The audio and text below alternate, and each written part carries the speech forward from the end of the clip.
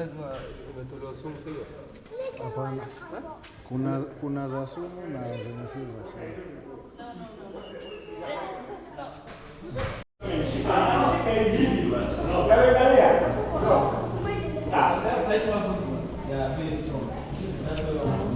Vitu.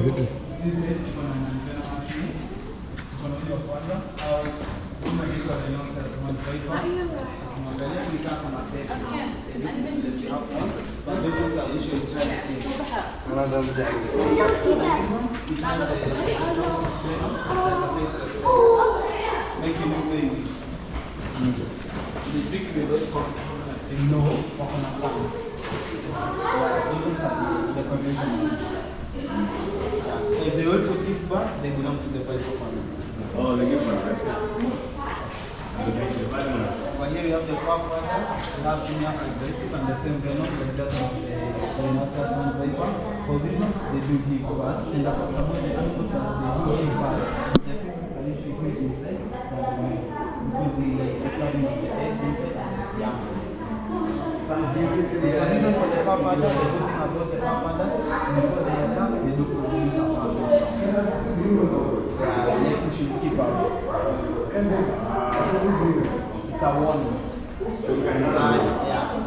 And most of the time, for the venomous snakes, they are not usually aggressive unless they are definitely threatening or attacked. Over here we have the Kenyan Western cobras. For this one, we also have the neurotoxic venom. For this one, in the cobra family, we have the longest hood. The hood can go up to 30 centimeters. The cover here,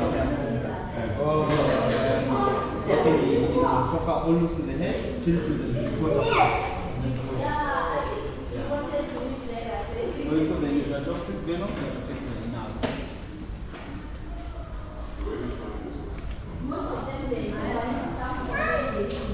So over here, the Egyptian cobra. The Egyptian cobra under the hugest home. You don't talk about the Egyptian cobra, you can't keep it with other snakes, they can feed on the other snakes. If they don't belong to the same family, they can feed them.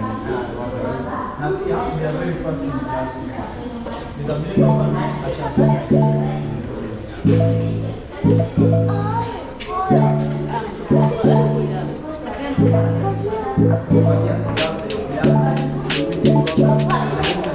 Hizi ndio za sumu.